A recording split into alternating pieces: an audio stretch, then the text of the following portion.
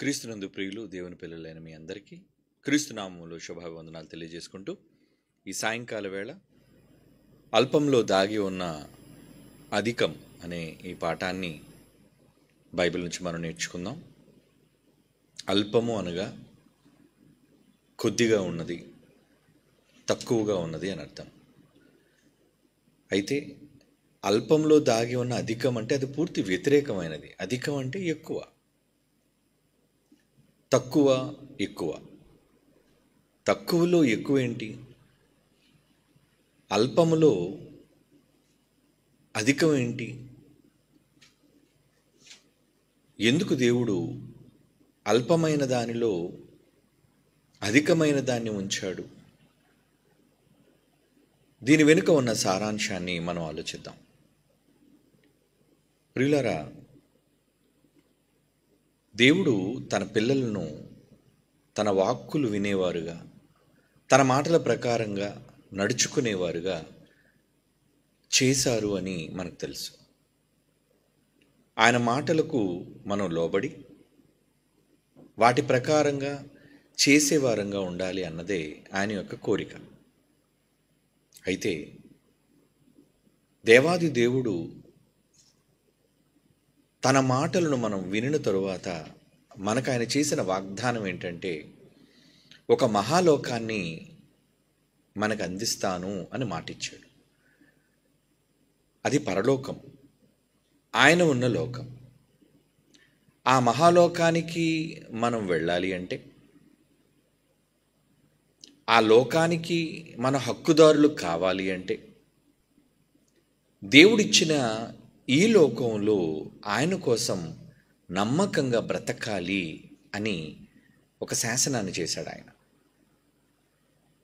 అంటే భూమి మీద మనం బ్రతుకున్న ఈ కాలం ఆయన ఇవ్వబోయే లోకం కోసం పనిచేసే పనికాలం.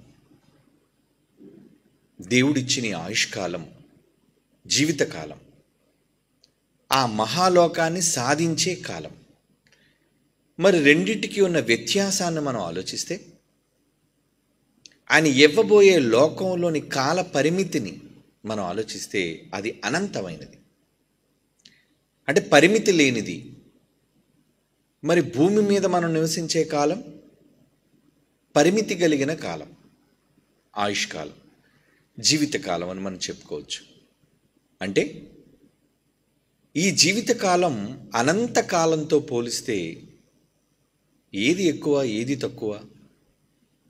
ఇది చాలా స్వల్పమైనది, ఇది చాలా చిన్ని కాలము అని మనం చాలా సులువుగా తెలుసుకోగలం. అంటే ఆత్మ జీవించే అనంతకాలంతో పోల్చుకుంటే భూమి మీద శరీరములో అదే ఆత్మ జీవించే కాలం చాలా స్వల్పకాలం, చాలా చిన్ని కాల పరిమితి కలిగిన ఆయుష్కాలం అని మనం అర్థం చేసుకోగలం. అది మనం ఎలా చెప్పగలం? చాలాసార్లు మనం చదువుకున్న మాట, దేవుడు మన జీవితకాలం గురించి మాట్లాడుతూ ఆయన ఒక మాట చెప్పాడు. ఏమన్నాడు అంటే,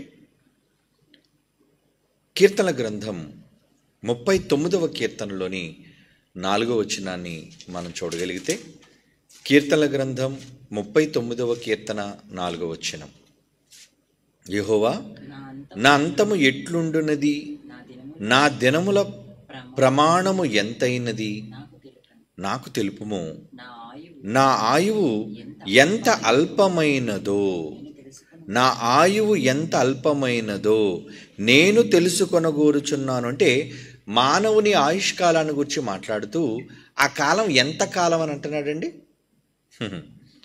అల్పమైన కాలము అంటున్నాడు. చూడండి, అల్పం అంటే చిన్ని కాలం, అంటే తక్కువ కాలం. నా ఆయువు ఎంత అల్పమైనదో, అలాగే బెత్తెడంతగా చేసి ఉన్నావు, నా దినముల పరిమాణం నీ సన్నిధిలో లేనట్టే ఉన్నది. ఈ మాటలన్నీ మీరు చాలాసార్లు విన్న మాటలే.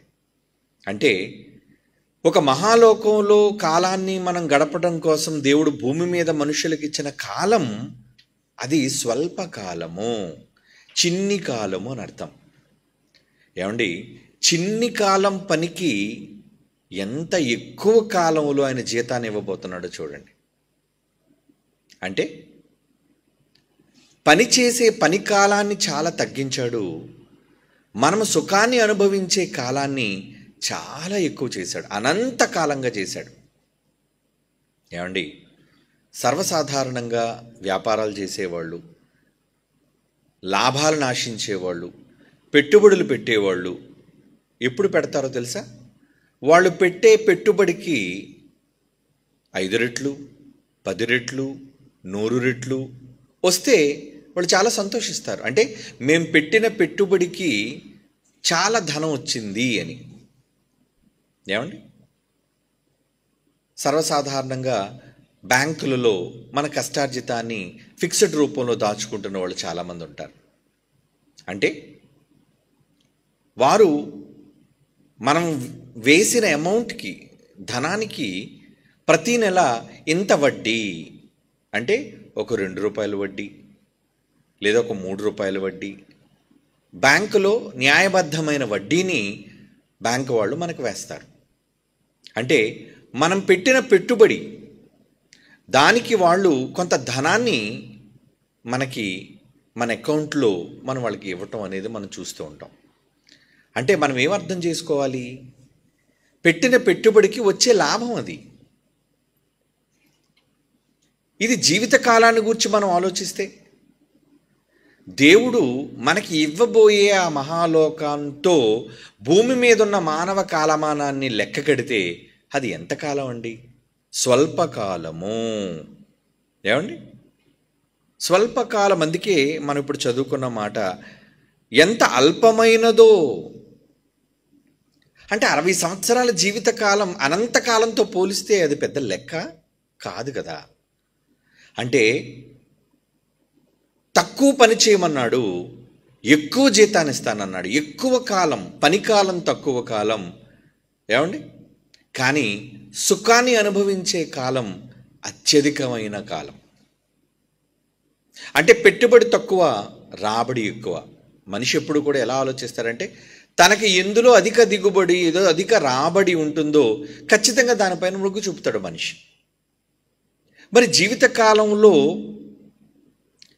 దేవుడు మనకి ఇచ్చిన ఈ మానవ ఆయుష్కాలం ఏదైతే ఉందో, ఈ కాలం ఎంతకాలం? అల్పకాలం, చిన్ని కాలం, తక్కువ కాలం.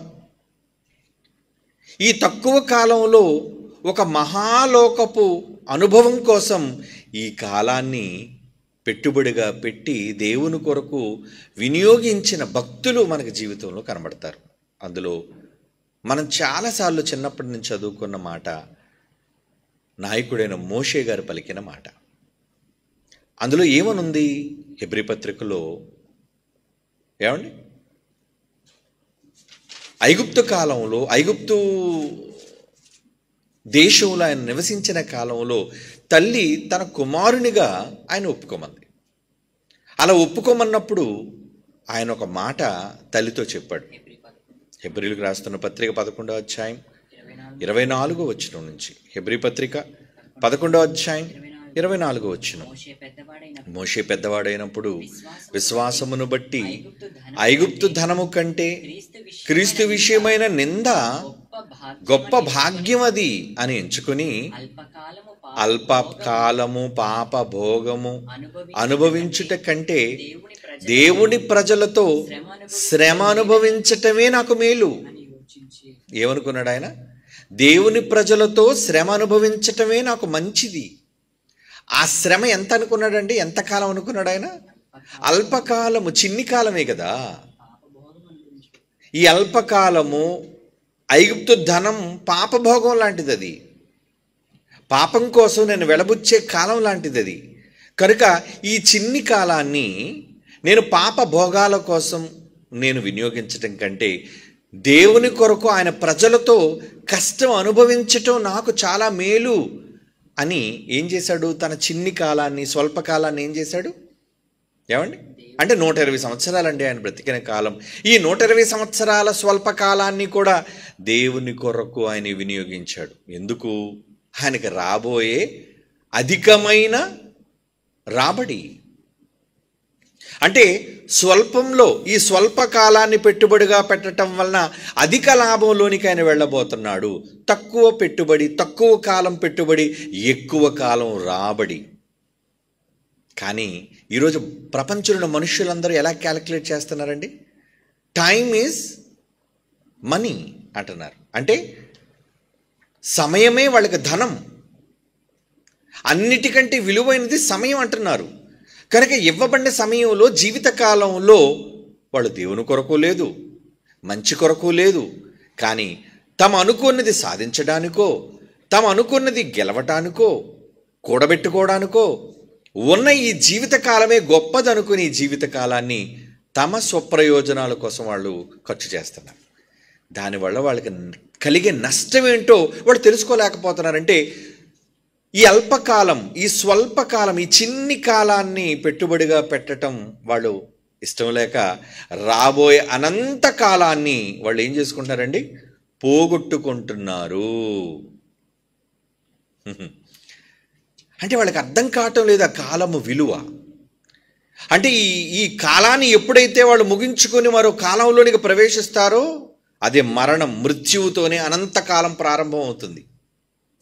ఇక్కడ మనిషి జీవితకాలం ముగియడంతోనే అనంతకాలంలోనికి, అధికమైన కాలంలోనికి, నిత్యమైన కాలంలోనికి మనిషి వెళ్ళిపోతాడు. ఆ కాలం యొక్క విలువ అర్థం కాకపోవటం వలన వాళ్ళు లోకంలో గనులు అనుకుంటున్నారు, గొప్పవాళ్ళు అనుకుంటున్నారు, ఐశ్వర్యవంతులు అనుకుంటున్నారు, తెలివైన వాళ్ళు అనుకుంటున్నారు. కానీ ఆ కాలంతో, ఆ లోకంతో పోలిస్తే వాళ్ళు ఎంత మూర్ఖులో, వాళ్ళు ఎంత స్వార్థపరులో అనేది వాళ్ళు అర్థం చేసుకోలేకపోతున్నారు. అంటే ఈ చిన్ని కాలాన్ని దేవుని కోసం పెట్టుబడి పెట్టకుండా, ఏమండి, ఈ చిన్ని కాలం చిన్ని కాలమే కదా ఏముంది అనుకుంటున్నారు. కానీ చిన్ని కాలం వెనుక చాలా పెద్ద కాలం దాగి ఉంది. ఏముంది? చిన్ని కాలం వెనుక ఏం దాగి ఉందండి? చాలా అతిపెద్ద కాలం. ఆ కాలం అనంతమైన కాలం. పోనీ 60 సంవత్సరాలకి 60 ఏళ్ళు కాదు, 60కి 600 కాదు, 60కి 6,000 కాదు, 6 లక్షలు, 6 కోట్లు కాదండి, అనంతకాలం. అంటే ఇంత అనంతమైన కాలం కోసం వాళ్ళు, చిన్ని కాలం కోసం వాళ్ళు ఆశపడి వాళ్ళు పోగొట్టుకుంటున్నారండి. ఆలోచించండి.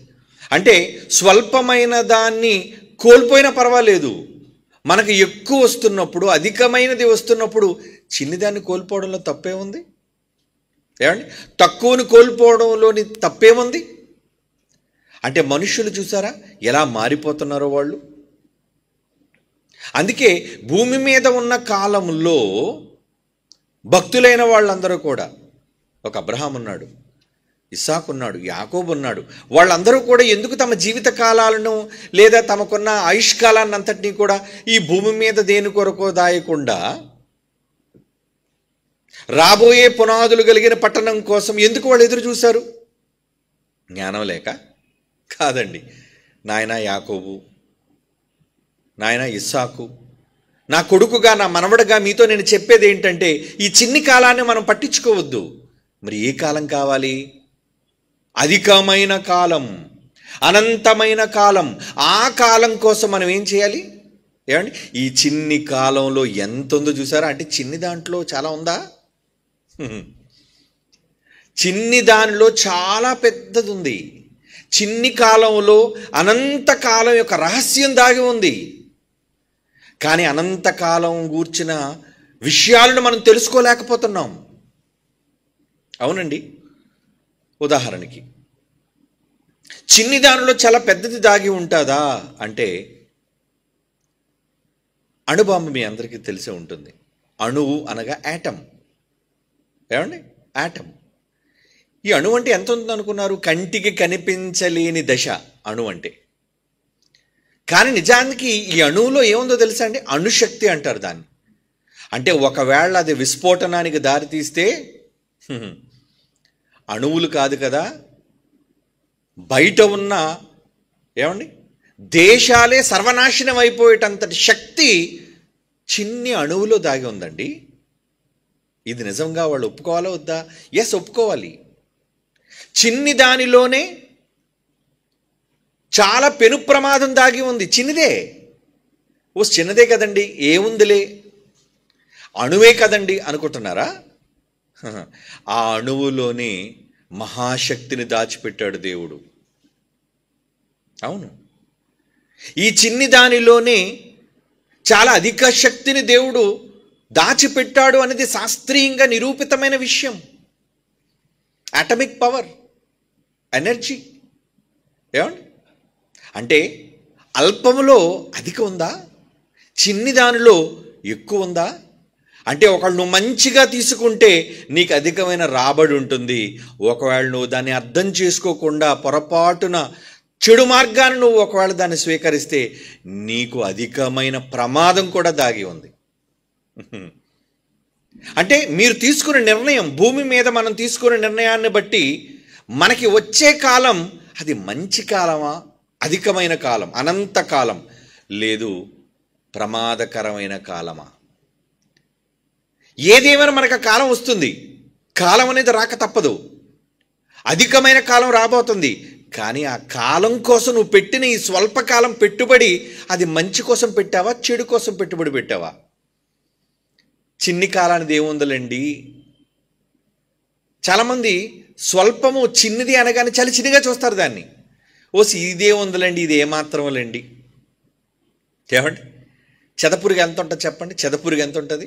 చాలా చిన్నగా ఉంటుంది. ఏముందండి చెదపురుగు అంటే తెల్లగా ఏమాత్రం ఇలా ఇలా నలిపితే చాలండి, అది చచ్చిపోద్ది అని అనుకుంటారు. కానీ ఒకవేళ అది చిన్నదని మీరు విడిచిపెట్టి నిర్లక్ష్యం చేస్తే ఏం తినేస్తుంది అది? మీ ఇంటిలోనున్న వాటన్నిటినీ కూడా తుప్పుగా మార్చేసి తినివేసే శక్తి ఆ చిన్ని పురుగుకే ఉంది. నిర్లక్ష్యం చేస్తారా చెప్పండి? అలాగే మీ శరీరంలో ఉన్న ఒక రోగం, పర్వాలేదులేండి, ఏదో క్యాన్సర్ అంటున్నారు, అది ఏదో జ్వరంగా వచ్చింది, పోతే పోనేవ్వండి, చిన్నదే కదా అని దేనినైనా మీరు చిన్నగా అనుకుంటారా చెప్పండి? అంటే ప్రతి పెద్ద ప్రమాదం కూడా చాలా చిన్ని వాటితోనే ఆరంభం అవుతుంది, మర్చిపోకండి. ఇది మీరు తెలుసుకోవాలి. ఎంత పెద్ద ప్రమాదమైనా ఒక చిన్ని దానితోనే ఆరంభం అవుతుంది. అంటే ఒక పెద్ద యాక్సిడెంటే ఉందనుకోండి, ఆ యాక్సిడెంట్ ఎందుకు జరిగింది? ఈ మధ్యన ఒక ఎయిర్ ఇండియా విమానం కూలిపోయింది లండన్కి వెళుతూ, అహ్మదాబాద్ నుంచి. దానికోసం వాళ్ళంతా బ్లాక్ బాక్స్ని తీసి దాన్ని ఎంక్వైరీ చేసి రకరకాల కథనాలు చెప్తున్నారు. కానీ దానికి ప్రధానమైన కారణం ఏదో ఒక స్వల్పమైనది అయి ఉంటుందండి. కొందరు ఏమంటున్నారంటే కేవలం ఫ్యూల్ ఇంజిన్స్ని వాళ్ళు ఆఫ్ చేసేశారు, ఆఫ్లో ఉన్నాయి అవి. అంటే ఒక బటన్. విమానం ఎంత పెద్దదండి? అంత పెద్ద విమానం 2 ఇంజిన్లు తిరగడానికి ఆ ఇంజిన్లోనికి ఏం పరిగెట్టాలి ఏమండి? ఇంధనం పరిగెట్టాలి, వైట్ పెట్రోల్ అంటారు దాన్ని. అప్పుడప్పుడు మన 2 వీలర్లో మరి పెట్రోల్ తాలూకా అది ఆన్ ఆఫ్ ఉండేదండి. అది ఆఫ్ చేయటం వలన పెట్రోల్ లోపలికి వెళ్ళి కార్బెటర్లోకి వెళ్ళి బర్న్ అవ్వదు. అందుకని మీరు ఎంత కిక్ కొట్టినా స్టార్ట్ అవ్వదు. ఏమండి, ఎప్పుడైతే పెట్రోల్ ఫ్లో అనేది లోనకు బయలుదేరిందో అప్పుడు ఏమవుతుంది? ఇంజిన్ స్టార్ట్ అవుతుంది. అలాగే కేవలం ఒక చిన్న బటన్ ఎన్ని వందల ప్రాణాలను బలిగొందో చెప్పండి. చిన్నదే కదండి, స్విచ్ కదండి, బటనే కదండి, అది పైకుంటే ఏంటి కిందకుంటే ఏంటి అనుకుంటారా? చిన్నదని ప్రతిదానిని చిన్నగా చూడకండి. చిన్నదానిలోనే చాలా పెద్ద ప్రమాదాలు, పెను ప్రమాదాలు దాగి ఉంటాయి. మనకి ఇవ్వబడిన జీవితకాలం చిన్న కాలమే, కానీ ఈ చిన్న కాలం అధికమైన పెద్ద కాలంతో ముడిపడుంది. ఏమంటే ఒక చిన్న స్విచ్ ఆన్ చేయకపోవటం వల్ల ఇన్ని వందల ప్రాణాలు గాలిలో కలిసిపోయాయి అంటే, మృత్యువాత పడ్డారు అంటే అది ఎంత చిన్న లోపం. ఏమంటే నడుపుతూ అలా కునుకు వేస్తాడు కొన్ని సందర్భాల్లో. ఏమంటే డ్రైవర్స్ అయిన వాళ్ళు అలా కునుకు వేయటం వల్ల వచ్చే ప్రమాదం ఏంటో తెలుసా అండి? ఎంత పెద్ద ప్రమాదం, ప్రాణాలు పోయే పరిస్థితి. అంటే ఒక పెద్ద విపత్తు జరిగే ముందు, ఏమండి ఒక పెను ప్రమాదం జరిగే ముందు ఒక చిన్ని నిర్లక్ష్యం. దేవుడు ఒక మాట అంటూ యాకోబు పత్రికలో 4 కోసం మాట్లాడుతూ ఆయన ఏమన్నారో తెలుసా అండి? ఇంత కొంచెము నిప్పు విస్తారమైన అడవిని తగులబెట్టును అంటాడు. చూడండి యాకోబు పత్రిక 3వ అధ్యాయం, యాకోబు పత్రిక 3వ అధ్యాయం 6వ వచనం చూడండి. యాకోబు పత్రిక 3వ అధ్యాయం 6వ వచనం. నాలుక అగ్నియే, నాలుక మన అవయవంలో ఉంచబడిన పాప ప్రపంచమై సర్వ శరీరమునకు మాలిన్యమును కలుగు చేయుచున్నది. ప్రకృతి చక్రానికి కూడా చిచ్చు పెడుతుంది. నరకము చేత చిచ్చు పెట్టబడును. చిన్న అవయవం అటది. ఎంతది అట్టదా? నాలుక ఎంతది? మన దేహంలో ఉంచబడిన చిన్ని అవయవమైనా చాలా అదిరిపాటు దానికి.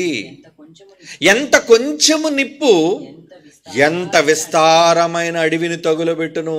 ఏమిటి, ఆస్ట్రేలియాలో మనం చూసాం కదా, కార్చిచ్చు రగులు కొనియండి, ఎన్నో జంతువులు చచ్చిపోయి కాలిపోయండి. పచ్చగా ఉండవలసిన ఆ మైదానాలలో, ఆ అరణ్యాల్లో తగలబడిపోతున్నాయండి. ఏది, ఇంధనం వేసి తగలబెట్టినట్లుగా. ఎలా ప్రారంభమైందంటారు? అది ఏదో ఒక చిన్న నిప్పు, కొంచెము నిప్పు, చిన్నదే. ఏమండి, సర్వసాధారణంగా ఈ స్మోక్ చేసేవాళ్ళు చాలా ప్రమాదం అండి. వీళ్ళు ఏం చేస్తారంటే, స్మోక్ చేసేటప్పుడు ఎప్పుడు అది అసలు స్మోక్ చేయటమే తప్పు, కానీ ఆ స్మోక్ చేసిన తర్వాత వీళ్ళు ఏం చేస్తారో తెలుసా అండి, ఆ కాల్ చేసిన తర్వాత మిగిలిపోయిన ఏదైతే ఉంటుందో దాన్ని క్రింద వేసి దాన్ని ఆర్పాలి. చాలామంది నిర్లక్ష్యంగా రోడ్డును పడేస్తుంటారు, లేదా పక్కన విసిరేస్తుంటారు. కానీ అది పడకూడని చోట పడితే, అది రగిలే చోట ఒకవేళ పడితే అది ఎంత ప్రమాదం. కనుక చిన్నది అని అనుకోకండి దేనిని. ఏమండి, చిన్నది అని మనం అనుకోకూడదు. పర్లేదులేండి, స్వల్పమైన దాంట్లో ఏముంది, చిన్నదే కదా, ఈ నిప్పు చిన్నదే కదండి, నేను విసిరేసినంత మాత్రానంటే నీ చిన్ని అజాగ్రత్త ఎంతో మందికి ప్రమాదం. అవునా? విపత్తులకు కారణం, పెను ప్రమాదాలకు కారణం. అంటే స్వల్పంగా దేనైనా తీసిపడేస్తావా? చిన్ని కాలమే కదండి తీసిపడేస్తావా? ఈ జీవితకాలం చిన్నదే కదండి అని అనుకుంటున్నావా? అంటే చిన్ని వాటి ద్వారా నువ్వు కోల్పోయేది అధికమైన దాన్ని. అల్పమైన దాన్ని నువ్వు నిర్లక్ష్యం చేస్తే అధికమైనది నువ్వు కోల్పోతావు. ప్రమాదాలు దాగి ఉంటాయి అందులో.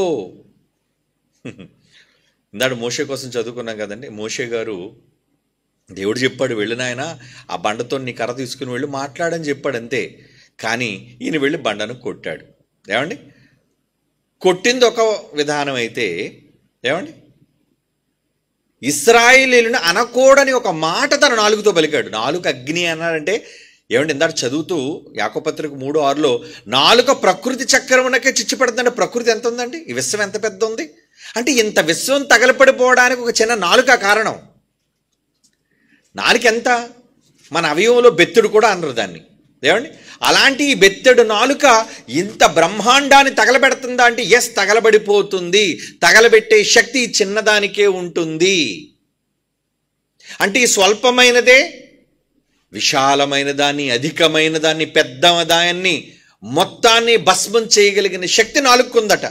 అది బైబిల్ చెప్పిన నిజం. భవిష్యత్తులో ఇవన్నీ తగలబడిపోవడానికి ఉపయోగపడే అది ఒక సాధనం లాంటిది. అది మాట ఇశ్రాయేలుతో చూచి విసిగిపోయి ఆ వృద్ధాప్యంలో ఆయన, ఏమండి, 120 సంవత్సరాలండి అప్పటికి ఆయనకి. లక్షల మంది ప్రజలు రోజు గోల చేసి ఆయన ఇబ్బంది పెడుతుంటే ఆయన ఏమన్నాడు తెలుసా? ఒక తప్పు మాట మాట్లాడాడండి. ఎందుకు దేవుడు అతన్ని పాలస్తీనా దేశంలోకి ప్రవేశింపనివ్వలేదు? ఒకసారి చదువుకుందాం ఆ మాట. కీర్తనల గ్రంథం 106వ కీర్తన, 106, 32, 33 కీర్తన. కీర్తనల గ్రంథం 106వ కీర్తనలోని 32, 33. మెరీబా జలముల యొద్ద వారు ఆయన కోపం పుట్టించిరి, కావున వారి మూలముగా మోషేకు బాధ కలిగినట్లనగా వారు అతని మీద ఆత్మ మీద తిరుగుబాటు చేయగా అతడు తన పెదవులతో కాని మాట పలికెను. ఒక మాట పలికాడటండి, ఒక చిన్న మాట. ఇంతకీ ఏం పలికాడు ఆ మాట? సంఖ్యాకాండంలో ఉంటుంది చూడండి ఆ మాట. సంఖ్యాకాండం 20వ అధ్యాయం 10వ వచనం. సంఖ్యాకాండం 20వ అధ్యాయం 10వ వచనం అండి. ఏమంటున్నాడు ఆ మాటలోని అర్థం? మోషే అహరోనులు ఆ బండ ఎదుట సమాజమును పోగు చేసినప్పుడు అతడు వారితో, ద్రోహులారా, కాని మాట. ఇశ్రాయేలీయులైన దేవుని ప్రజల్ని ఏమని ద్రోహులారా అన్నది చిన్న మాటే. కానీ పాలస్తీనాలోనికి ప్రవేశించనీయకుండా అతన్ని అడ్డగించేసిందంటే లక్షల మంది ఎదుట ఒక నాయకుడు ఏమైపోయాడు? ఏమంటే మాట్లాడుకోరా లక్షల మంది? ఏమంటే మోషే గారు ఎందుకండి పాలస్తీనాలను ప్రవేశింప చేయడానికి ఆయనే కదండి ఇన్ని సంవత్సరాలు 40 ఏళ్ళు మనల్ని నడిపించాడు, మరి మోషే గారు లోపలికి రారా? లేదు, దేవుడు రానివ్వటం లేదు. ఎందుకు రానివ్వట్లేదు దేవుడు? మిమ్ములను ద్రోహులన్నాడు ఆయన. మాటే కదండి, చిన్నదే కదండి. అంటే ఒక చిన్న అల్పమైన మాట పాలుతేన్లు ప్రవహించే వాగ్దాత దేశంలో ఒక నాయకుడినే ప్రవేశింపకుండా చేసేసాయి భూమి మీద.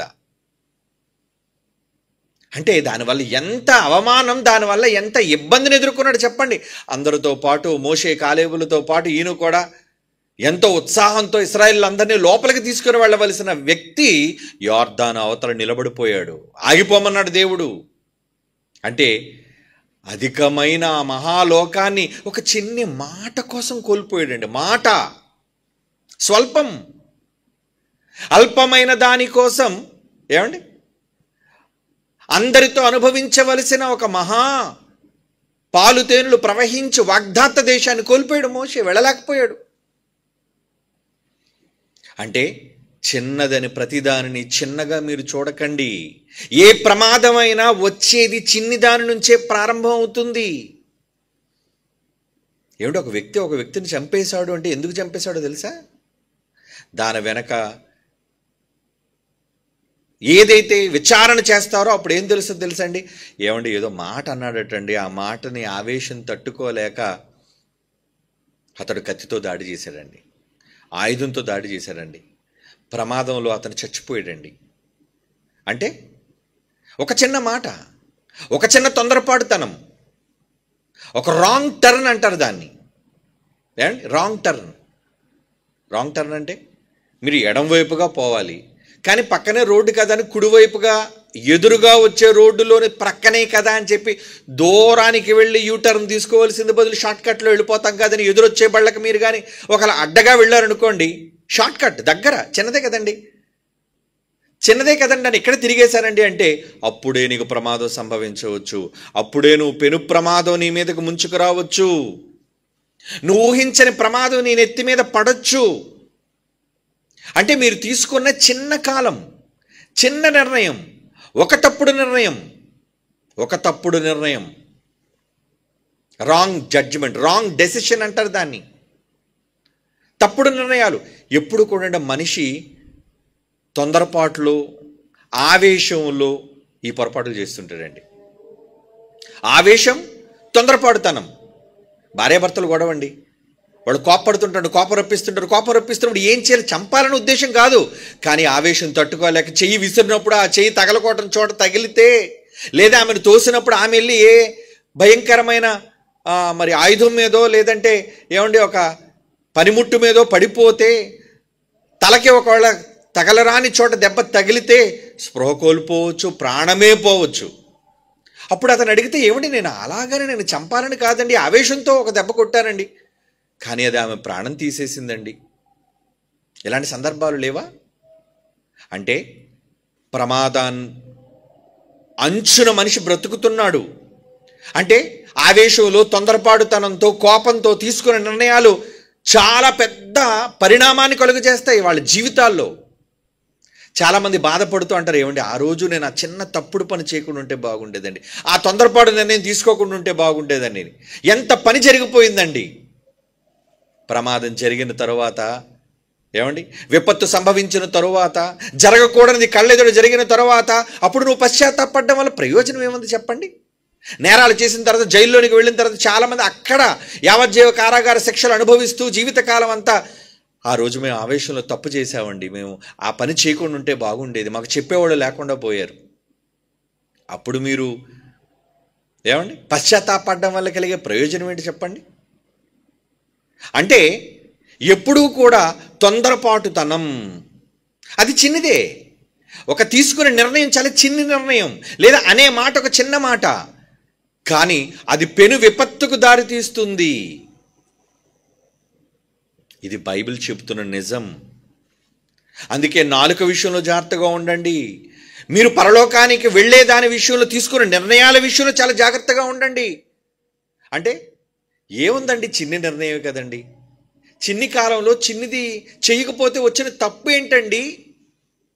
సౌలు చక్రవర్తి మీ అందరికీ తెలుసు.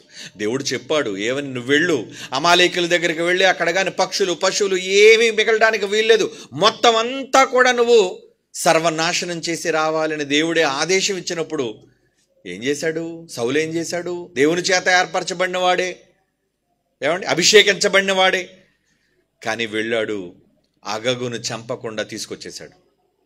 అవునా? అలా తీసుకువచ్చినందుకు దేవుడు ఒక మాట అన్నాడు, నేను నిన్ను విసర్జించేస్తున్నాను. నువ్వు ఇశ్రాయేలు మీద 40 సంవత్సరాలు సుదీర్ఘమైన పరిపాలన చేసే రాజు అయితే కావచ్చు, కానీ ఒక చిన్న తప్పుడు నిర్ణయాన్ని నువ్వు తీసుకున్నావు కనుక ఆ తప్పుడు నిర్ణయం నీ జీవితానికి ప్రమాదకరంగా మారిపోయింది. నేను నిర్మూలిస్తున్నాను, నేను ఏమంటున్నాడు, నేను రాజుగా తృణీకరిస్తున్నాను, అసలు ఉండడానికి వీల్లేదు అంటున్నాడు అనేశాడు, చెప్పేశాడు. నువ్వు రాజుగా ఉండకుండా మొదటి సమూయేలు గ్రంథం 15వ అధ్యాయం 23వ వచనం, మొదటి సమూయేలు గ్రంథం 15వ అధ్యాయం 23వ వచనం అండి. యెహోవా ఆజ్ఞను నువ్వు విసర్జించి నువ్వు వినలేదు కనుక నీవు రాజుగా ఉండుటకు ఆయన నిన్ను విసర్జించెను, పోగొట్టేసుకున్నాడు. అంటే ఎంత చిన్న దాని కోసం ఎంత పెద్ద అధికారాన్ని నువ్వు కోల్పోయావు. ఆలోచించండి. చాలామంది ప్రభుత్వ ఉద్యోగులు లంచాలకు దొరికిపోయినప్పుడు అండి, మరి ఏసీబీ వాళ్ళు పట్టుబడుతుంటారండి. ఆ పట్టుబడుతున్నప్పుడు ఒక 1000 రూపాయలు లంచం తీసుకొని పట్టుబడిన సేవకులు, వాళ్ళు గవర్నమెంట్ సర్వెంట్స్ ఉన్నారండి. 1000 రూపాయలు, వాడి జీతం ఏమో 50,000, వాడి జీతం 50,000, హోదా చాలా పెద్దది, కానీ వాడు ఒక 1000 రూపాయలు అంటే తక్కువ డబ్బులకి 500 రూపాయలు కూడా ఏసీబీ వల్ల చిక్కుపోయిన అమాయకులు ఉన్నారండి చాలామంది. అప్పుడు వాడు ఏమనుకుంటాడండి, వాడు ఉద్యోగం పోతుంది, గౌరవం పోతుంది, అరే ఎంత చిన్న 500 రూపాయల కోసం నేను కక్కుర్తి పడ్డానా, అయ్యో నా భవిష్యత్ అంతా మారిపోయిందే, నా జీవితం అంతా వృధా అయిపోయిందే, నా కుటుంబం రోడ్డున పడిపోయిందే, ఎంత విపత్తు జరగడానికి నేను ఆ రోజు తీసుకున్న ఒక చిన్న తప్పుడు నిర్ణయం, చిన్నదే, స్వల్పమైనదే, నువ్వు తీసుకున్నది, కావాలనుకున్నది చిన్నదే కావచ్చు, కానీ తర్వాత నీ జీవితంలోనికి వెళ్ళి నువ్వు ప్రశ్నించుకుంటే, ఇంత చిన్నదాని కోసమా నేను దూరం చేసుకున్నది, ఇంత చిన్నదాని కోసమా నేను అన్నిటినీ వదులుకున్నది, ఇంత చిన్నదాని కోసమా నా సర్వస్వాన్ని నేను కోల్పోయాను అనే పరిస్థితి ఒక మనిషికి రకరకాల పరిస్థితుల్లో కలుగుతున్నప్పుడు మనందరికీ కూడా దేని విషయంలో కలగాలి తెలుసా అండి? పరలోకం. ఒక మహాలోకాన్ని పొందడం కోసం ఉన్న జీవిత కాలంలో మనకిచ్చిన కాలం చాలా చిన్ని కాలం, బెత్తడంత కాలం, చిన్న ఆయుష్కాలం. ఈ చిన్న ఆయుష్కాలంలో దేవుని కొరకు నమ్మకంగా బ్రతకలేవు. నువ్వు బ్రతికితే దేవుడు నీకు ఇచ్చిన అవకాశం ఏంటో తెలుసా? నాయన కొంచెంగా నమ్మకుండా కాసేపు వచ్చుకో నాయన, నువ్వు కాసేపు ఓపిక పడితే ఒక మహాలోకం అనంతకాలం నీకోసం ఉంటుంది. నువ్వు కష్టం అనుకోవద్దు, శ్రమ అనుకోవద్దు, బాధ అనుకోవద్దు. ఈరోజు భూమి మీద మనిషి బ్రతుకుతున్న ఈ స్వల్పమైన కాలంలో, ఈ చిన్న జీవిత కాలంలో రాబోయే అధికమైన లోకాన్ని ఉద్ధరించుకుంటున్నాడు. అది ఎప్పుడు తెలుసా? వాడు చచ్చి పాతాళానికి పోయిన తర్వాత బాధపడతాడు, అయ్యో ఎంత పెద్ద తప్పు చేశాను నేను. ఈ అనంతమైన కాలం కోసం, ఏమండి, దీనికోసం నేను ఆలోచించకుండా ఒక చిన్న జీవిత కాలం కోసం నేను ఆలోచించి, అయ్యో నేను ఇంత ప్రమాదంలో పడిపోయానే, ఇక నాకు మార్గం లేదే బయటికి రావడానికి. ఒక ధనవంతుడు, ఎందరో పాతాళానికి పోయిన వాళ్ళు, వారు పడే వేదన అదేనండి, అదే. చాలామంది తొందరపాటుతనంతో ఆత్మహత్యలు చేసుకుంటారు. వాళ్ళకి తెలీదు ఆత్మహత్య తరువాత వాళ్ళు ఏమనుకుంటారంటే, ఏమంటే ప్రాణం పోతే ఫ్రీ అయిపోతానండి, ఈ బాధల నుంచి నేను విముక్తి పొందేస్తానండి అనే ఒక అబద్ధంలో బ్రతుకుతున్నారు ఇప్పటికీ సమాజంలో చాలామంది. అంటే నేను ఒకవేళ ప్రాణం తీసేసుకుంటే నాకు బాధలుండవు, ప్రాణం తీసుకుంటే నాకు ఇక అవమానం ఉండదు అని అనుకుంటారు. కానీ ఎంతకన్నా పెద్ద మొత్తంలో అనంతకాలం పాతాళంలో అవమానం, కష్టం, బాధ, కన్నీళ్ళు అన్నిటికంటే అధికంగా ఉంటాయండి. అవునా? కానీ వాళ్ళు చేసిందల్లా చిన్ని తప్పు. ఏంటది? టక్కన ఊరేసుకున్నారు, టక్కున ప్రాణం తీసేసుకున్నారు. చిన్ని సమయంలో వాళ్ళు తొందరపాటు నిర్ణయాన్ని తీసుకున్నారు. దానివల్ల అధికమైన కాలం, అనంతకాలంలో వాళ్ళు ఏమైపోయారు తెలుసా అండి? నేరస్తులుగా మిగిలిపోయారు. ఏమంటే అక్కడికి వెళ్ళిన తర్వాత పశ్చాత్తాపడ ఉపయోగం ఏముంది చెప్పండి? అక్కడ వెళ్ళిన తర్వాత నేను తప్పు చేశాను అని మారు మనస్సు రావటం వల్ల ప్రయోజనం ఏముంది చెప్పండి? అందుకే దేవుడు ముందుగానే మళ్ళీ హెచ్చరిస్తున్నాడు, నాయన మీరున్న కాలం చిన్ని కాలమయ్యా, ఓర్చుకొని ఆయన. చిన్న కాలమేరా, చిన్న కాలం. ఈ చిన్న కాలంలో నువ్వు ఓర్చుకుంటే, అల్పకాలంలో స్వల్పకాలాన్ని నువ్వు తట్టుకుంటే, అనంతకాలం అధికమైన కాలం నీకు సంతోషం ఉందని ఆయన. నా మాట నమ్ముతావా నువ్వు? నమ్ము. యేసుక్రీస్తు వారు చెబుతూ ఏమన్నారు చూడండి, ఒక మంచి మాట సువార్తల్లో పలికారన్న. మత్తయి సువార్త 25వ అధ్యాయం 21. మత్తయి సువార్త 25వ అధ్యాయం 21వ వచనం. యజమాని అంటున్నాడు మనతో, నమ్మకంగా దేవుని కోసం ఒకవేళ మనం బ్రతికితే ఆయన ఏమంటున్నాడు? బడా. యజమానుడు అంటున్నాడు, బడా నమ్మకమైన మంచి దాసుడా, నీవు ఈ కొంచెములో నమ్మకముగా ఉంటివి, నిన్ను అనేకమైన వాటి మీద నియమించెదను, నీ యజమానుని సంతోషములో పాలు పంచుకొనుమని, అంటే ప్రవేశించుమని. లోకంలో, మహాలోకంలో అక్కడ ప్రవేశించుమని మూల భాషలో ఉంటుంది చూడండి, ఫుట్ నోట్లో. ప్రవేశించు. ఎందులో ప్రవేశం? నీ యజమానుడు ఎందులో అయితే సంతోషాలు అనుభవిస్తున్నాడో, అనంతకాలంలో, అధిక కాలంలో, ఆ మహాలోకంలో, అనంతలోకంలో, అక్కడ నువ్వు సంతోషాన్ని అనుభవించాలి అంటే ఏం చేయమంటున్నాడు? కొంచెములో నమ్మకముగా ఉండు నాయన. నువ్వు ఉన్నావు, వెరీ గుడ్. అందుకే నువ్వు ఎక్కువలో నేను నిన్ను నియమిస్తున్నాను, అనేకమైన వాటి మీద నేను నియమించితే అంటున్నాడు చూడండి. ఇదే మాట లోకాసు వార్తలో కూడా అంటాడు చూడండి, 16వ అధ్యాయం 10వ వచనం. లోకాసు వార్త 16వ అధ్యాయం 10వ వచనం. మిక్కిలి కొంచెములో నమ్మకముగా ఉండువాడు ఎక్కువలోనూ నమ్మకముగా ఉండును, మిక్కిలి కొంచెములో అన్యాయముగా ఉండేవాడు ఎక్కువలో అన్యాయముగా ఉండును. ఏమండి, అవునా కాదు? ఆలోచించండి. ఎవరికైనా 10,000 ఇచ్చారు, జాగ్రత్తగా దాచి ఉంచారో చూడరా అని.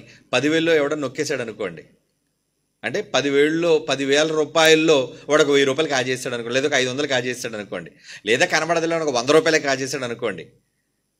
ఇక మరి వాడికి ఒకవేళ 10 లక్షలు ఇస్తే ఎక్కువలో నమ్మకంగా ఉంటాడాడు? చిన్న దానిలోనే వాడు దుర్బుద్ధి చూపించుకున్నప్పుడు ఎక్కువ దానిలో ఎలా వాడు ఉంటాడు చెప్పండి? కోల్పోయాడు. 100 రూపాయల కోసం కక్కుర్తిపడి యజమానుడిచ్చే మహాభాగ్యాన్ని, అధికమైన జీతాన్ని మొత్తానికి వదిలేసుకున్నాడు, కోల్పోయాడు వాడు. దేవుడు మనుష్యులందరికీ కొంచెము పని పెట్టాడు నాయన. కొంచెము కాలం, చిన్ని కాలం, బెత్తెడంత ఆయుష్కాలం, భూమి మీద నేను మీకు ఇస్తున్న జీవితకాలం. కానీ ఇందులో నమ్మకంగా ఉండండి. మీరు నమ్మకంగా ఉంటే అల్పంలో ఏం దాచుంటానో తెలుసా? చాలా పెద్ద బ్రహ్మాండాన్ని దాచించాను నాయన నేను. చాలా ఆనందాన్ని, సుఖాన్ని దాచిపెట్టాను నాయన నేను. వద్దా నీకు ఆ సుఖం? నీకు ఆ సుఖం కావాలి అంటే, అనంతమైన కాలంలో సంతోషాన్ని నువ్వు పొందాలి అంటే, నీకు ఇవ్వబడిన ఈ జీవిత కాలంలో, ఈ చిన్ని కొంచెము కాలంలో నువ్వు దేవుని కోసం కష్టపడాలి. పౌలు గారు ఏమంటారు? పౌలు గారు మాట్లాడుతూ, శ్రమ గురించి మాట్లాడుతూ, చులకని శ్రమ క్షణమాత్రం అంటాడు చూడండి. కొరింథీయులకు రాస్తున్నా ఏమండి, 2వ పత్రిక 4వ అధ్యాయం 17వ వచనం. కొరింథీయులకు రాస్తున్న 2వ పత్రిక 4వ అధ్యాయం 17-18 వచనాలు చూడండి. మేము దృశ్యమైన వాటిని చూడక అదృశ్యమైన వాటిని నిదానించి చూచున్నాము గనుక క్షణమాత్రముండు మా చులకని శ్రమ మా కొరకు అంతకంటే ఎక్కువగా నిత్యముగైన మహిమ భారము కలుగజేయుచున్నది. నిత్యమైన మహిమ భారం అంటున్నాడు చూడండి. నిత్యమైన మహిమ భారం, నిత్యమైన మహిమ భారం. ఎప్పుడు? క్షణమాత్రం ఉండు ఈ చులకని శ్రమ. కొంచెం ఏమండి, శరీరంలో రోగం ప్రవేశించినప్పుడు డాక్టరు వైద్యం చేసేటప్పుడు కొన్ని సందర్భాల్లో ఇంజక్షన్లు వేస్తారు. ఏమండి, ఆ ఇంజక్షన్లు వేసేటప్పుడు, లేదంటే సెలైన్లు ఎక్కించేటప్పుడు, లేదంటే ఐవి అంటారు ఏమండి, ఫ్లూయిడ్స్ ఎక్కించేటప్పుడు, ఇంట్రావీనస్ అంటే నరాల్లోనికి ఏదైనా మందును చొప్పించేటప్పుడు ఎంత కష్టంగా ఉంటుందో తెలుసా అండి? నరాలు పట్టుకొని దాన్ని గట్టిగా బిగబట్టి ఆ నరం బయటపడినంత వరకు దాన్ని కొట్టి ఆ తర్వాత సూది తీసుకొని దానిలో గుచ్చుతుంటే ఎలా ఉంటుందంటే మనుషులకి ప్రాణం పోయినట్టుగా ఉంటుంటుంది. కానీ ఎందుకు? కాసేపు ఆ 2 నిమిషాలే, జస్ట్ అది గుచ్చినంత వరకే కొంచెం తడబాటు, ఆ రక్తంలోనికి, ఆ నరంలోనికి ఆ సూది దూరినంత వరకే ఇబ్బంది. కానీ ఒక్కసారి అది లోపలికి వెళ్ళిందా అంతే, ఏముండదు, తర్వాత నొప్పి ఏముండదు. లోపలికి మందు ప్రవేశిస్తుంది. మందు ప్రవేశించడం వల్ల ఏంటి? నీ శరీరంలో ఎక్కడెక్కడ రోగ సంబంధమైన క్రిములు ఉన్నాయో వాటన్నిటినీ అది చంపేస్తుంది. అప్పుడు ఏమంటాడు డాక్టర్, కాసేపు నాన్న, చిన్నది, జస్ట్ చేయించుకుంటున్నట్టు ఉంటుంది, ఏమనుకోకు, ఇది కష్టంగా ఉంటుంది, కానీ ఇక్కడ నువ్వు ఓర్చుకుంటే హ్యాపీగా నువ్వు ఇంటికి వెళ్ళిపోతావు, నీ రోగం తగ్గిపోద్ది. కొంతమంది సూది మందులు వాడరండి భయపడి. నేను ఎప్పుడు చిన్నప్పటి నుంచి సూది మందు తీసుకుని అలవాటు లేదండి అని. మరి అలవాటు లేదంటే ఎలా? ప్రాణం పోగొట్టుకుంటావా? కొంచెము నువ్వు శ్రమ తీసుకోలేవా? కొంచెం నువ్వు కష్టపడలేవా? కొంచెం బాధను నువ్వు అనుభవించలేవా? ఏమండి? తర్వాత ఆరోగ్యకరంగా నువ్వు జీవించాలి అంటే, నార్మల్ స్థితిలోనికి నువ్వు రావాలి అంటే, ఇప్పుడు రోగంగా మంచం మీద ముక్కుతూ మూలుగుతూ ఒక బలహీనమైన రోగిగా నువ్వు ఉన్నావు. కానీ అదే మందులు తీసుకుంటే, మందులు తీసుకునేటప్పుడు, ఆపరేషన్ చేసేటప్పుడు అది కొంచెం కష్టతరంగానే ఉంటుంది. ఆ కొద్దిసేపు, ఆ కొద్ది రోజులు నువ్వు ఓర్చుకుంటే మరలా యథాస్థితికి నువ్వు వచ్చేస్తావు. మరి రావాలి అంటే ఓర్చుకోవాలో వద్దా? ఓర్చుకోవాలి. బాధను అనుభవించాలో వద్దా? అనుభవించాలి. ఆ తీసుకున్నప్పుడే, ఆ మెడికేషన్ తీసుకున్నప్పుడే కాస్త ఇబ్బందికరంగా ఉంటుంది. ఓర్చుకో అంటుంటారు. అందుకే అంటే ఓర్పు మనిషికి చాలా అవసరం. ఈ జీవితంలో మనిషి పడే అవమానాలు, కష్టాలు, సమస్యలు, ఇబ్బందులు, వీటన్నిటినీ ఏం చేయమంటున్నాడండి? క్షణమాత్రముండు మా చులకని శ్రమ. చదవండి ఆ మాట, పౌలు గారు అనుభవంతో చెబుతున్నాడు ఆయన మనకి, భక్తుడు. క్షణమాత్రముండు ఈ చులకనైన శ్రమ మా కొరకు అంతకంతకు ఎక్కువగా నిత్యమైన చూడ అనంతం అధికం నిత్యమైన మహిమ భారమును కలుగజేయుచున్నది. అంటే ఈ క్షణమాత్రం ఉండే ఈ శ్రమ కన్నా సంతోషమే, ఆనందం, భారం ఎక్కువగా ఉందట. భారం అంటే అదే ఎక్కువ, సంతోషం ఎక్కువ కదండి. అంటే నిజంగా దేవుడు ఎంత మంచివాడండి. మనకి పని చేసే కాలమేమో కొద్ది కాలం ఇచ్చాడు, కానీ అనుభవించే కాలం ఎంతకాలం ఇచ్చాడండి? అనంతకాలం ఇచ్చాడండి. ఎంత మంచి సదవకాశం చెప్పండి ఇది. బంపర్ ఆఫర్ అంటారు దాన్ని. ఏమంటే మీరు రూపాయి కట్టండి, ₹1,00,00,000 ఇస్తారన్నారు అనుకోండి. ఎవరైనా ఏంటి రూపాయికి ₹1,00,00,000? రూపాయికి ₹1,00,00,000 అంటే ఎలా ఉంటుందండి? ఎంత ఆనందం మీకు! అంత అదేం ఆనందం అండి. ₹1 కోటి వచ్చినా అది కరిగిపోద్ది, తరిగిపోద్ది. కానీ దేవుడిచ్చే సంపద, దేవుడిచ్చే లోకం అది అనంతమైనది. నీ ఆత్మకు చావు లేదు కనుక ఎల్లకాలం అనుభవిస్తూనే ఉండాలి ఆ సంతోషం, ఆ సుఖం యజమానునితో. ఇందాక చదివారు కదా, కొంచెంలో నువ్వు నమ్మకన్నావు కదా, అందుకే యజమానునితో నువ్వు కూడా సంతోషంలో ప్రవేశించు. మరి మనం ప్రవేశించాలి అంటే ఈ కొంచెంలో ఓర్చుకోవాలో వద్దా? ఈ కొంచెంలో నమ్మకంగా ఉండాలో వద్దా? ఏమండి, అప్పటి వరకు చాలామంది ఓర్పుతో ఉంటారండి, కానీ చిన్న తేడా కలిగేసరికి వదిలిపోతుంటారు. కానీ ఆ వదిలి వెళ్ళిపోయిన తర్వాత వాళ్ళకి కలిగే ఇబ్బందుల్లోనికి వెళ్ళిన తర్వాత మరలా నీ పూర్వస్థితి రావాలి అనుకుంటే రాదు. తొందరపాట్లో ఊరేసుకున్న తర్వాత చచ్చిపోయి పాతాళానికి పోయిన తర్వాత అయ్యయ్యో నేను వెనక్కి వెళ్ళిపోతాను, నేను తప్పు చేశాను అని నువ్వు నాలుగు ఖర్చుకుంటే ఇంక రాదు. No more chance. అందుకే ఎప్పుడూ కూడా దేని విషయంలోనూ తొందరపాటుతనం, తత్తరపాటుతనం పనిచేయదు. ఓర్చుకో, సహనం. ఏమంటే మనకు ముందున్న ఎందరో భక్తులు మనకి ఏమి నేర్పించారంటే ప్రతిదీ ఓర్చుకోనైనా సహనం, సహించువారమైతే ఏలుదుము అన్నాడు. ఎంతోమంది ఈరోజు గొప్ప గొప్ప వాటిని సాధించారంటే ఎన్నిటినో సహించారు వాళ్ళు. వాళ్ళు ఎంతో గొప్పవాళ్ళుగా మారారంటే ఎన్నిటినో ఓర్చుకున్నారు వాళ్ళు. ఏమండి, యేసుక్రీస్తు వారు ఆ మహాలోకంలో సింహాసనం మీదకి వెళ్ళి ముల్లోకాలు నీలే మహారాజుగా కూర్చున్నాడు అంటే సహించలేదా ఆయన? ఓర్చుకోలేదా కష్టాలు? ఆయన అవమానాలు తట్టుకోలేదా? ఏంటండి చిన్న అవమానం, ఆయన కన్నా మించిన అవమానాలు ఏమున్నాయండి? ఆయన పడిన కష్టాలు కన్నా, ఆయన పడిన శరీర సంబంధమైన వేదల కన్నా భూమి మీద మనిషిగా మన అనుభవించే కష్టాలేంటి చెప్పండి? ఎన్ని మాటలు ఆయన అన్నారు, ఎంత అవమానకరంగా ఆయన దూషించారు.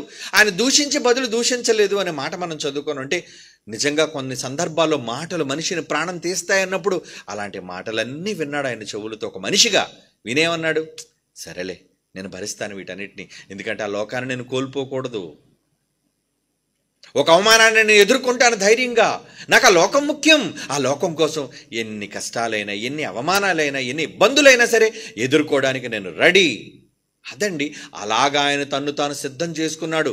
ఈ స్వల్పమైన కాలాన్ని దేవుని కోసం ఇచ్చేసి అధికమైన లోకాన్ని అనుభవించడం కోసం దేవుడు ఏం చేశాడు? ఇబ్బంది పెట్టాడు, శోధనలకు గురి చేశాడు. తర్వాత ఏమయ్యాడు ఆయన?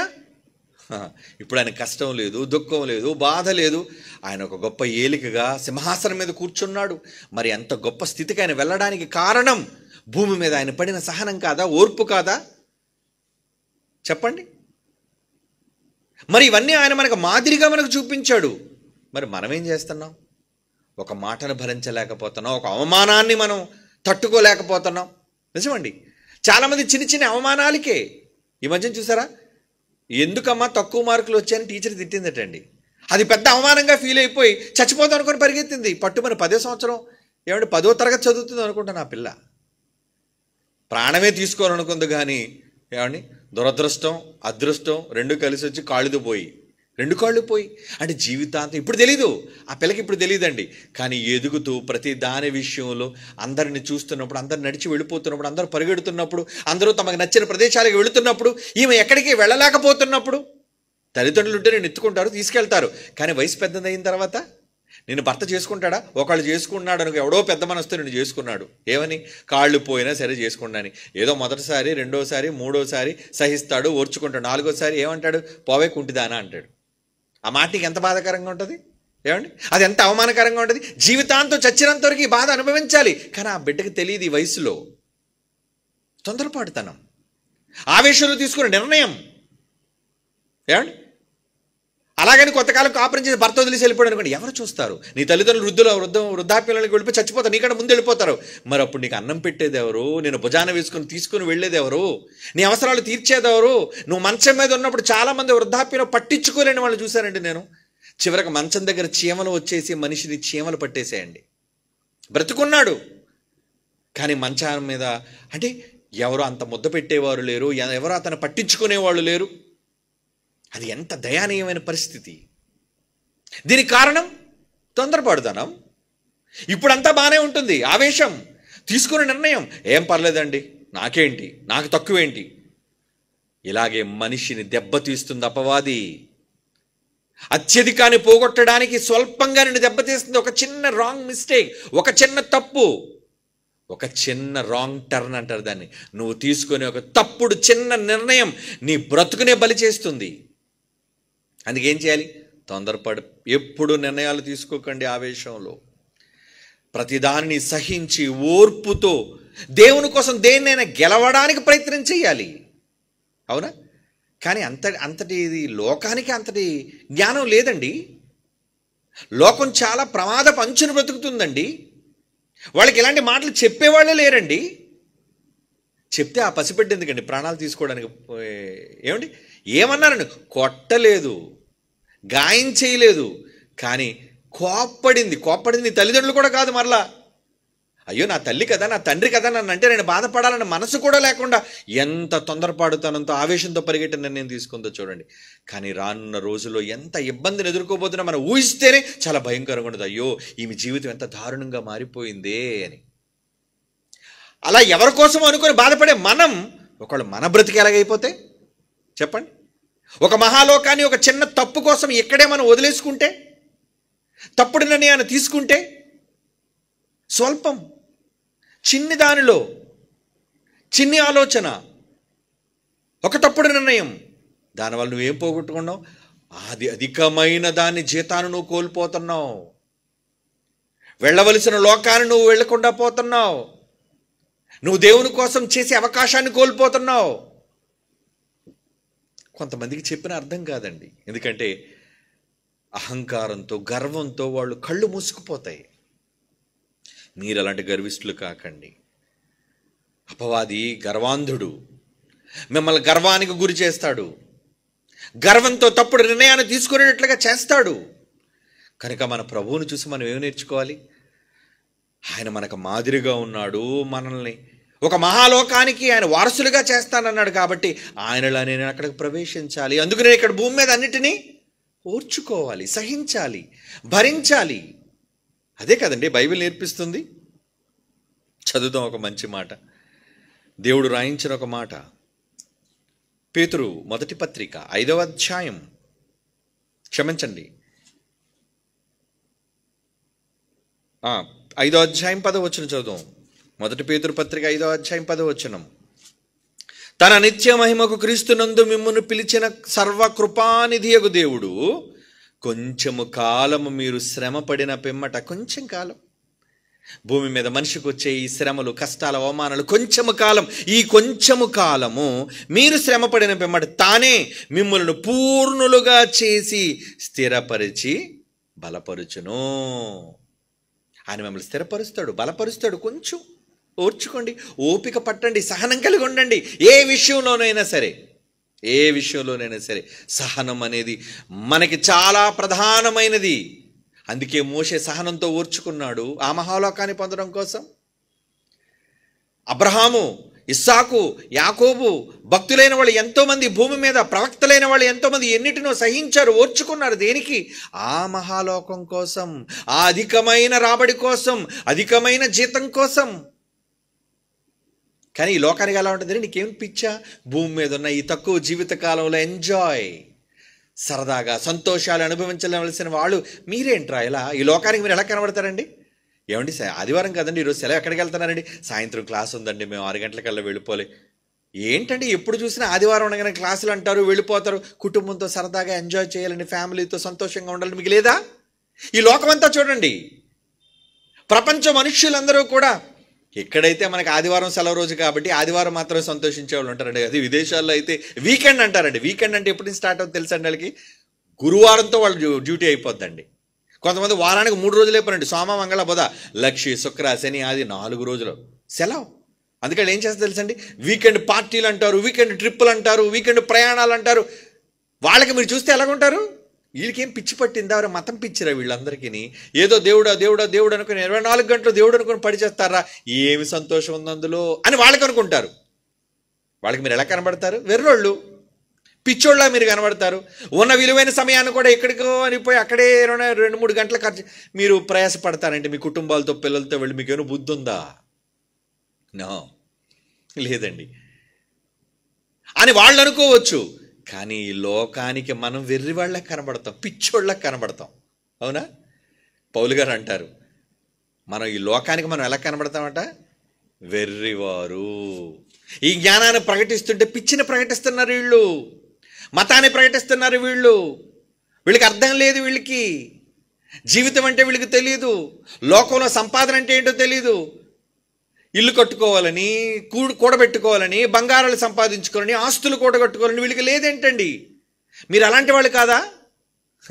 మనం ఇక్కడ కాదు కదా కూడబెట్టుకునేది, ఒక మహాలోకంలో అన్నిటినీ దాచుకుంటున్నాం. ఎందుకంటే యేసుప్రభువు ఏమన్నారు? మీరు ఎక్కడ దాచుకోండి, మీకోసం అక్కడ దాచుకోండి. ఆయన మీరంతా ఇక్కడ చిమ్మిట, తుప్పు తినివేస్తే అన్నిటినీ విడిచిపెట్టి వెళ్ళిపోవాలి కదా.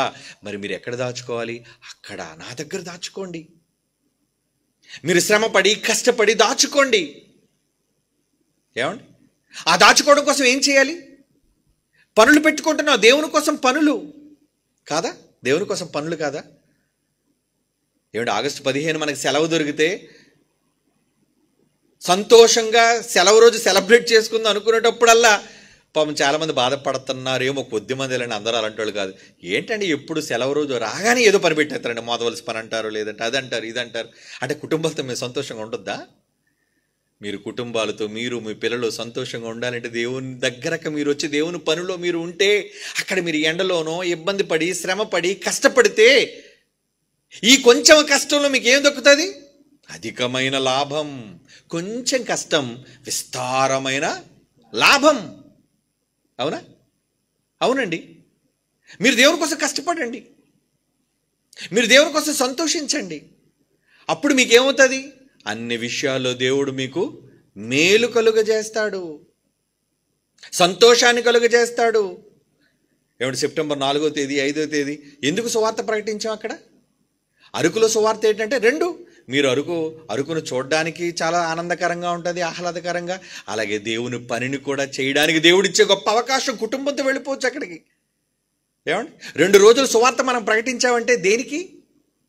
మనం పని అనగానే కుటుంబాలతో వెళ్ళిపోయి దేవుని పనిని చేసే భాగ్యం అన్ని చోట్ల అందరికీ రాదు. కుటుంబాలకి ఎక్కడికి వెళ్తారు? కుటుంబాలుగా పెళ్ళిళ్ళకి వెళ్తారు, కుటుంబాలతో ఏమండి ఫంక్షన్లకి వెళ్తారు, కుటుంబాలతో ఊర్లు చూడడానికి వెళ్తారు, ప్రయాణాలకి. కానీ కుటుంబాలతో దేవుని పనికి మీరు నమ్మరండి. చిన్నప్పుడు మా తండ్రి గారితో మేము సువార్తకు వెళ్ళిపోయినప్పుడు అంటే ఒకానొక సమయంలో అయితే రోడ్డు ప్రక్కన పడుకున్నామండి. తెల్లవారు బస్సు 3 గంటలకు దించేసింది మమ్మల్ని. అక్కడి నుంచి వెళ్ళడానికి, ఆ ఊరు వెళ్ళడానికి, పల్లెటూరు తెల్లవారు 6 గంటకు కానీ బస్సు ఉండదట. మేము దిగిపోయిందేమో 3 గంటలకి. మీరు నమ్మరండి, అక్కడ ఒక పచ్చటి గడ్డి ఉంటే మేము జైశాలి పీడి సుందరరావు గారితో పాటు మేము తీసుకొచ్చిన దుప్పట్లు అక్కడ ఆ రోడ్డు పక్కన అలా వేసుకుని అక్కడే పడుకున్నామండి. దేనికోసం అన్నారా? పెళ్లి కోసం వెళ్ళలేదు, సువార్త ప్రకటన కోసం. కుటుంబాలతో చిన్న చిన్న పిల్లలతో వెళ్ళిపోయాడు. చిన్న చిన్న పిల్లలు ఏంటి మరలా మా భోజనాలు చేత పట్టుకొని, మా ఖర్చులు చేత పట్టుకొని. ఏమండి, ఈరోజు ఈ పరిచర్య చేయడానికి దేవుడు ఇంత ఉన్నతమైన స్థితికి తీసుకొచ్చాడు అంటే కారణం అవన్నీ దేవుడు చూడలేదనుకున్నారా? అవన్నీ చూశాడు. నాన్న మీరు రోడ్డు పక్కన పడుకున్నారా? నా కోసం వచ్చారు. పెళ్ళికెళ్ళి రోడ్డు పక్కన పడుకోలేదు, సువార్త కోసం వెళ్ళి 2 రోజులు 3 రోజులు సువార్త. నా చిన్నప్పుడు సువార్త అనేసరి చిన్నపిల్లగా మాకు సందడండి అప్పుడు. ఎందుకంటే అప్పుడు మాకు అంతగా తెలియకపోయినా సువార్త అనగానే ప్రయాణాలు కదండి, బడికి వెళ్ళవలసిన పని లేదు. కానీ మేము కూడా సంతోషంతో సరదాతో కరపత్రాలు ఇస్తే ప్రతి కొట్టు దగ్గరికి వెళ్ళి, బడ్డీ దగ్గరికి వెళ్ళి, మనిషి కనబడితే వాళ్ళకి కరపత్రం ఇచ్చి అదొక సంతోషం, అదొక ఆనందం. అంటే ఆ వయసులో కూడా సువార్త చేసే భాగ్యం. ఏమంటే అలాంటి అవకాశం వస్తే మనం వదులుకుంటామా? కానీ అలాంటిది ఇప్పుడు భోజనం మేమే సిద్ధం చేస్తున్నాం, వసతి మేమే సిద్ధం చేస్తున్నాం. ఏమండి, ఇంత అవకాశాలు ఈరోజు మేము ఇచ్చినా సరే మీరు రండరా సువార్తలో పాల్గొనరా అంటే ఒకవేళ అలాంటి అవకాశాన్ని కూడా మీరు సద్వినియోగం చేసుకోలేదు అనుకున్నప్పుడు మీరు ఏమనాలి? అరే రే, రాబోయే పెద్ద అధికమైన రాబడిని చిన్న దాంట్లో కోల్పోయారా మీరు? ఏమండి, చిన్న దాంట్లో పోగొట్టేసుకున్నారా మీరు? అంటే ఈ చిన్ని కష్టాన్ని మీరు అనుభవించలేరా? కానీ ఇక్కడ భూమి మీద రాజ్య సువార్త కోసం మీరు పడే చిన్ని కష్టమైన మహాలోకంలో మీరు పొందబోయే ఆ రాబడితో, అధికమైన సుఖాలతో, సంతోషాలతో పోల్చుకుంటే అసలు ఇది ఎన్నదగినది కాదు. రాబో శ్రమలు ఎదుట ఇప్పటి కాలపు శ్రమలు ఎన్నదగినవి కావంటాడు. చూడండి, ఆ మహిమ కోసం ఆలోచిస్తే పౌలు గారు అంటారు అనుకోండి కొరింథీ పత్రికల్లో, ఆ మనం రుచి చూడబోయే ఆ మహిమకు దగ్గరట ఇప్పటి కాలపు శ్రమలు ఎన్నదగినవి కావంటాడు. 2 కొరింథీ పత్రిక, రోమాపత్రిక 8వ అధ్యాయం. అవునండి, కరెక్ట్. రోమాపత్రిక 8వ అధ్యాయం 18. రోమాపత్రిక 8వ అధ్యాయం 18వ వచనం చూడండి. మన ఎడల ప్రత్యక్షము కాబోవు మహిమ. అబ్బా, ఆ మహిమ, ఆ లోకం, దేవునితో ఆ సంతోషం అవన్నీ చూస్తుంటే ఎప్పటి కాలపు శ్రమలు, దేవుని కోసం మీరు అనుభవించే ఈ కష్టాలు, బాధలు. ఏమంటే సెమినార్కి వెళ్తే ఏదో కొంతసేపు ఎండలో పని కష్టపడ్డే తప్పించి మిగతా అంతా నెంబర్ 1 భోజనం, చక్కగా మంచి హాలు, మనకి మంచి ఫ్యాన్లు, ఏమంటే అన్నీ దొరుకుతున్నాయి. టైంకి మనం అలసిపోతే మనకి నిమ్మకాయ నీళ్లు, లేదంటే గ్లూకోజ్ వాటరు, లేదా మజ్జిగ, ఇన్ని సదుపాయాలతో మనం దేవుని సేవ చేయగలుగుతున్నాం అంటే ఒక విధంగా భాగ్యమే కదండి. ఇంత సదుపాయాలు మనకి ఇచ్చినా సరే దేవుని పని చేయడానికి వెనకడుగు వేసాం అనుకోండి, ఏమనాలి? అరే రే, ఎంత దురదృష్టవంతుడు అయ్యా నువ్వు, ఎంత గొప్ప అవకాశాన్ని నువ్వు కోల్పోయా నువ్వు. అదే చదవండి, ఏమంటున్నాడు అక్కడ? మన ఎడల ప్రత్యక్షము కాబో మహిమ ఎదుట ఇప్పటి కాలపు శ్రమలు. అంటే ఈ భూమి మీద ఈ కొద్ది జీవిత కాలంలో అనుభవించే శ్రమలట ఎన్నదగినవి కావని ఎంచుచున్నాను. అసలు ఇది శ్రమ కాదు, ఇది ఆ సంతోషంతో పోల్చుకుంటే ఈ కష్టం ఏమాత్రం అండి, చిన్ని కష్టం అండి. నాయన కొద్దిసేపు కష్టపడిన ఆయన చాలు, నువ్వు కాసేపు కష్టపడిన ఆయన చాలు, నీకు తర్వాత అనంతకాలము నేను ఏమేమబోతున్నాను, ఈ అల్పమైన ఈ కష్టాన్ని నువ్వు అనుభవిస్తే అధికమైన సుఖాన్ని నేను నీకు ఇవ్వబోతున్నాను. దాంతో పోల్చుకుంటే ఇది చాలా చిన్నది నాయన. పిల్లలారా, కష్టపడండి ఆయన, కష్టపడి. దేవుడు మనకు చెబుతున్నాడు, దేవుడు మనకు నేర్పిస్తున్నాడు ఇవన్నీ. ఇది ఎప్పుడు అర్థమవుతుందో తెలుసా అండి? మనం భూమి మీద ఆయన కోసం కష్టపడి కన్ను మూసిన తరువాత మనం ఆ మహిమలోనికి ప్రవేశిస్తామే, ఆ సంతోషం అనంతమైన లోకంలోనికి, ఆ నెమ్మదిలోనికి మనం వెళతామే, అప్పుడు అర్థమవుతుంది, దేవా నువ్వు నిజంగా ఈ మాటలన్నీ మేము చెప్పకపోతే, మేము నేర్చుకోకపోతే, నీ కుమారుడిని యేసుప్రభువుని నమ్మకపోతే, అయ్యో బాబోయ్, ఆ భయంకరమైన నరకానికా వెళ్ళిపోయి ఉండేవాళ్ళం. అందులో నువ్వు, నీ పిల్లలు, నీ కుటుంబాలు, నీ వాళ్ళందరూ కూడా అందులో నీ ఇరుగు పొరుగును కాలుతుంటే ఎలా ఉంటుందండి? లేదండి, మనం వెళితే నిత్య జీవానికి మనతో పాటు మన కుటుంబం, మన వాళ్ళు, మనతో సహకరించిన వాళ్ళు, తండ్రి పనిలో మనతో పాటు వెన్నంటి ఉన్నవారు అందరూ రావాలి. ఆ సుఖం మనం ఒక్కళ్ళు అనుభవిస్తే ఎలా? ఇప్పుడు ఈ కష్టాలన్నీ ఎందుకండి? ఈ శ్రమపడి ఈ ప్రకటనలన్నీ ఎందుకండి మీకు చేయాలి? ఇలా నేర్పిస్తే శ్రమ అనుకోకుండా మీరు వచ్చి నేర్చుకొని దేవుని కోసం కొంచెం శ్రమ, చులకని శ్రమ, క్షణమాత్రం ఉండు శ్రమ, చిన్నిది మీరు అనుభవిస్తే అప్పుడు దేవుడు మీకు ఏమిస్తాడు? అధికమైన సుఖం. ప్రకటన గ్రంథం 12వ అధ్యాయం పేతురు రాసిన మొదటి పత్రిక 1వ అధ్యాయం 6వ వచనం. పేతురు గారు రాసిన మొదటి పత్రిక 1వ అధ్యాయం 6వ వచనం చూడండి. ఇందువల్ల మీరు మిక్కిలి ఆనందించుచున్నారు గాని అవసరమును బట్టి నానా విధములైన శోధనల చేత ప్రస్తుతమున కొంచెము కాలము మీకు దుఃఖము కలుగుచున్నది. ఏమండి, భూమి మీద ఉన్న 60-70 సంవత్సరాల జీవిత కాలంలో ఏమండి ఇన్ని సంవత్సరాలు మన కష్టాలు అనిపిస్తున్నావా? ఎక్కడుందండి? మంచి భోజనం చేస్తున్నాం, మంచి నిద్ర తీసుకుంటున్నాం, కుటుంబాలతో సంతోషంగా ఉంటున్నాం. అంటే మొత్తం మన జీవితకాలం అంతా లెక్క గడితే మనం అనుభవించేది చాలా చిన్న కాలం. ఈ చిన్న దాంట్లో కూడా మన చిన్నది. ఏమండి, ఒక 60 ఏళ్ళు సగటు మనిషి బ్రతికాడంటే 30 ఏళ్ళు నిద్రకు తీసేయండి. అవునా? చాలాసార్లు మీరు లెక్క విన్నారు కదా. అంటే సగం నిద్రకు పోయింది 12 గంటలు. అంటే 30 సంవత్సరాల జీవితకాలం పోయింది. మరి 30 సంవత్సరాల జీవితకాలంలో మీరు ఊహ తెలిసినంతవరకు 15 సంవత్సరాలు వచ్చినంతవరకు మీకు ఏమీ తెలియదు. అంటే 15 సంవత్సరాలు తీసేయండి. అవునా? అంటే ఇంకా ఎన్ని సంవత్సరాలు మిగిలే? 60లో 15 మిగిలే. ఈ 15 సంవత్సరాల్లో వృద్ధాప్యం, ఎక్కడికి వెళ్ళలేని కాలం, ఎక్కడికి చేయలేని కాలం. ఏమండి, అదొక 5 సంవత్సరాలు 10 సంవత్సరాలు తీసేయండి. అంటే ఉన్నది 10 సంవత్సరాలే. అంటే మొత్తానికి మీ జీవితకాలంలో మీరు కష్టపడి పని చేసింది 10 సంవత్సరాలు. ఈ 10 సంవత్సరాల్లో రోజులో 12 గంటలు మీరు పని చేస్తున్నారా? లేదు కదా. భోజనానికి ఎంతకాలం? అవునా? మీ పనుల కోసం ఖర్చు పెట్టేకి ఎంతకాలం? చేసుకోమనండి. దేవుడు వాటన్నిటిని చేసుకొని నా పని కూడా చేయి అంటే మొత్తానికి జీవితకాలం అంతటితో మనం దేవుని కోసం చేసే పని కాలాన్ని పోలిస్తే ఇది 100 అయితే ఇది 10. అవునా కాదా? అంత రేషియో డిఫరెన్స్ ఉంది. 100:10. అంటే మన జీవితకాలం 60 అయితే మన పని చేసేది పట్టుమని 6 సంవత్సరాలు 5 సంవత్సరాలు కూడా లేదండి.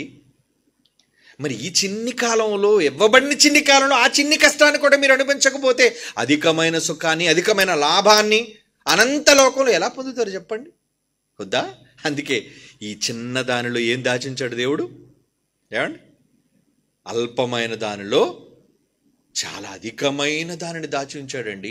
ఎంతో విస్తారమైన సంపద దాచి ఉంచాడండి. ఈ కొద్ది కాలం కష్టపడిన ఆయన. అదేనండి ఇక్కడ అంటున్నాడు మనం చదువుకుంటున్న మాట. ఏమని? 1 పేతురు 1:6లో ఇందువల్ల మీరు మిక్కిలి ఆనందించుచున్నారు. అర్థమైన వాడికి ఆనందం, అర్థం కాని వాడికి ఏడుపు. అవునా? అందువల్ల మీకు మిక్కిలి ఆనందించున్నారు కానీ అవసరమును బట్టి నానా విధములైన శోధనల చేత ప్రస్తుతము కొంచెము కాలము మీకు దుఃఖము కలుగుచున్నది. కొంచెము కాలమే నాయన మీకు దుఃఖం కలుగుతుంది. ఏమండి, ఆ కొంచెము కాలంలో మీరు నమ్మకంగా జీవించకపోతే ఎలా? కాబట్టి దేవుడు మనతో చేస్తున్న హెచ్చరిక, మనకు ముందుగా మేల్కొలుపు. నా కోసం కష్టపడండి నాయన, చిన్న జీవితకాలమే కదర్రా, కొంచెం శ్రమ పడండి నాయన, కొంచెం శ్రమ పండి. ఈ చిన్ని కష్టాన్ని మీరు దాటేస్తే, ఈ చిన్ని శ్రమను మీరు దాటేస్తే మహాలోకం మీకోసం ఎదురు చూస్తుంది. మీరు చనిపోయినంత వరకు ఆ లోకాన్ని మీకోసం దాచిపెడతాను నేను. మీరు రాగానే మీకు అది ఇస్తాను నాయన, అనంతమైన లోకాన్ని. ఎందుకు మనం నమ్మలేకపోతున్నాం? ప్రపంచంలో అధిక శాతం 99.9999% నమ్మలేకపోతున్నారండి దీన్ని. ఇదంతా కూడా మాయండి, ఇదంతా కూడా ఒక మతం అండి, ఇదంతా ఒక పిచ్చండి, ఒక వెర్రివారిగా కనబడుతున్నామండి మనమంతా.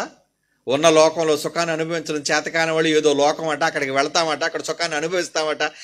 ఈ కల్లబొలి మాటలన్నీ చెబుతున్నారండి. ఉన్న ఈ జీవితకాలాన్ని కూడా, ఏమండి, ఈ రంగుల ప్రపంచాన్ని కూడా అనుభవించకుండా, ఈ చిన్న లైఫ్ను కూడా ఎంజాయ్ చేయకుండా చేస్తున్నారండి అని వాళ్ళకి మనం మూర్ఖుల్లాగా కనబడతాం, పిచ్చోళ్ళలాగా కనబడతాం. కానీ ఇది తారుమారు అవుతుంది ఎప్పుడో తెలుసా? చచ్చాక. వాడు చచ్చాక ఎక్కడికి వెళ్తాడు? అక్కడికి వెళ్ళిపోయిన తర్వాత నిజమేరా, ఆ రోజు నేను ఇదే లోకం అనుకున్నాను, అదే సంతోషం అనుకున్నాను, అదే ఆనందం అనుకున్నాను, కానీ అయ్యో అంతకు మించినది ఉందా ఇక్కడ?